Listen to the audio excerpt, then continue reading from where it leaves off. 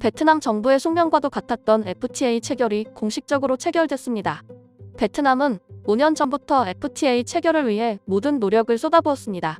유럽연합과의 무역협정은 2020년 6월에 준비를 거쳤고 올해 베트남과 유럽의 FTA가 공식 발표됐습니다.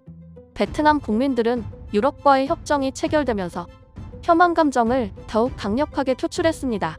SNS에서는 한국은 이제 없어도 된다. 베트남을 속국으로 생각하는 한국은 없어져야 마땅하다.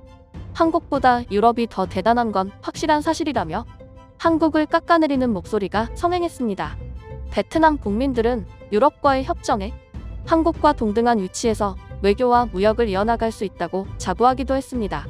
특히 유럽과 더불어 일본에도 기댈 수 있다고 기대하면서 한국의 탈베트남을 환호하며 응원하기도 했습니다. 현실을 안주한 채 희망 회로만 돌리고 있다는 겁니다.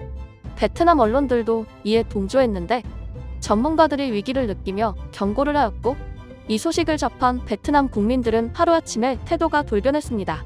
경제 전문가들은 장문의 경제 보고서를 발표했습니다. 전문가들은 FTA가 체결되면서 오히려 손해가 막심할 것이라는 전망을 내비쳤습니다. 특히 여기서 중요한 점으로 베트남과 EU의 체결로 이득을 보는 건 오히려 한국이라는 연구 결과가 나오면서 베트남 국민들을 큰 충격에 빠뜨렸습니다. 너무 간단한 논리입니다. 외교와 무역이 균형을 이루려면 국가 간의 균형도 매우 중요합니다. 국가 간 균형의 편차가 심할 경우 우위에 있는 국가와 그 주변국들이 이득을 가져가고 후진국은 오히려 착취를 당하는 구조로 발전하게 됩니다.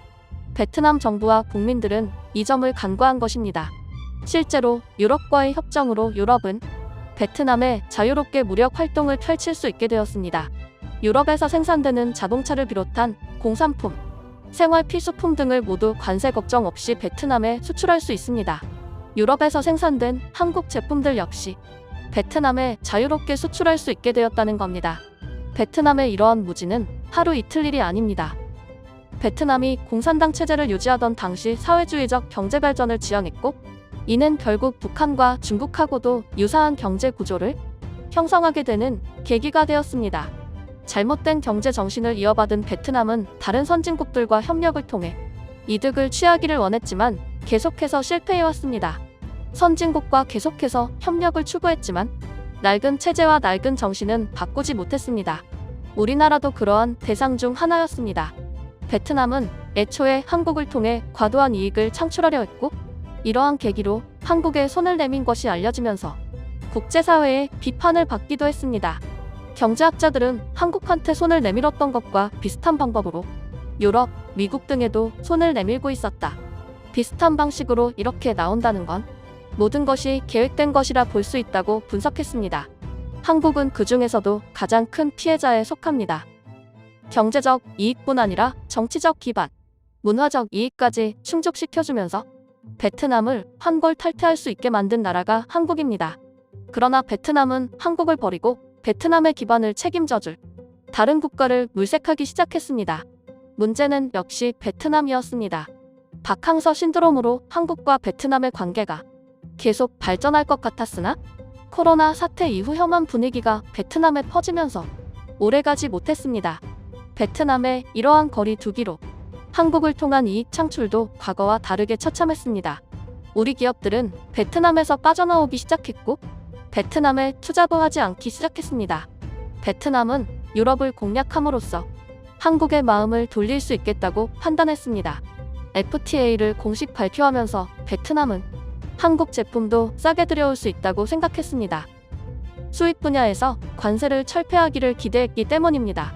자동차와 같이 단위가 큰 제품뿐 아니라 단위가 작은 일상 제품 역시 상대적으로 훨씬 저렴하게 수출입할 수 있기 때문에 베트남은 한국 기업들의 탈베트남이 큰 영향을 주지 않을 거라고 생각했습니다. 또 대외적인 이미지 역시 챙겨갈 수 있었습니다. 베트남이 유럽과 손을 잡았다는 소식만으로 정치적인 이득을 크게 볼 수 있습니다. 무역 규모와 정치 외교 규모가 커진다는 의미이기 때문에 베트남 입장에선 사실상 거절할 이유가 전혀 없었다는 것입니다. 베트남은 이러한 이득만 보고 수년간 FTA 체결을 위해 노력했습니다. 그런데 경제 전문가들은 오히려 경고를 하고 나섰습니다. 베트남의 FTA 체결을 위한 노력과 결과로 이득을 보는 건 베트남이 아닌 한국이라는 분석이 계속해서 쏟아져 나오고 있습니다. 베트남은 유럽에 어떤 제품을 수출하고 있을까요? 수출 물품 중 가장 단위가 큰 것은 의류입니다. 즉, 한국이 자동차, 전자제품 등 단위가 큰 제품을 수출입하는 것과는 차원이 다르다는 것입니다. 베트남산 의류 제품 수입 규모도 작습니다. 약 20억 달러로 연간 규모는 약 50억 달러가 될 것으로 전망됩니다. 시장 규모가 언뜻 보면 큰 것 같지만 그렇지 않고, 여기서 또 한 가지 중요한 건 베트남 의류 공장 중 상당수가 한국 기업이 관리하고 차지하고 있다는 겁니다. 의류 시장에서 가장 강력한 경쟁 국가로 꼽히고 있는 중국은 유럽에 수출을 하려면 최대 15% 정도의 관세를 부과하게 됩니다. 그러나 우리나라 기업들은 중국과 가격 경쟁을 할 경우 우위에 있을 수 있기 때문에 베트남은 한국을 배신할 게 아니라 오히려 한국에 굉장히 고마워해야 한다는 게 전문가들의 경고입니다. 유럽은 중국산 의류를 전체 비중 중에서 약 30% 정도 수입하고 있습니다. 베트남산 의류는 약 12%에 불과합니다. 관세가 폐지된 지금은 베트남산 의류 제품이 기하급수적으로 늘어날 것으로 보이며, 의류 제작에서 필수 과정에 속하는 우리 기업들의 공정으로 진짜 이익을 보는 건 베트남이 아닌 한국이라는 분석이 나온 겁니다. 베트남은 의류 외의 다른 제품들을 수출입할 능력이 없습니다. 자동차도 최악이며 전자제품은 꿈도 못 꿉니다. 베트남 정부 입장에선 진퇴양난이라는 겁니다. 한국이 이득을 가져가는 것은 싫지만 그렇다고 수년간 노력해온 유럽과의 무역 동맹을 깰 수는 없습니다. 베트남 정부가 간과한 것은 베트남 경제를 책임지고 있는 나라가 한국이었다는 사실입니다.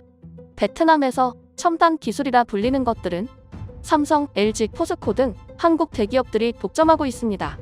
베트남이 지금 수준에서 무역 단계를 발전시키려면 결국 우리 기업이 만들고 있는 단위가 큰 제품들을 수출할 수밖에 없다는 겁니다.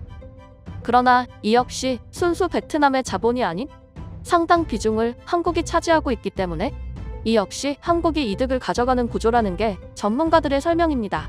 베트남 정부는 한국의 공정을 제외하겠다는 계획을 발표하기도 했습니다. 경제 전문가들은 미친 짓이라고 일침했습니다.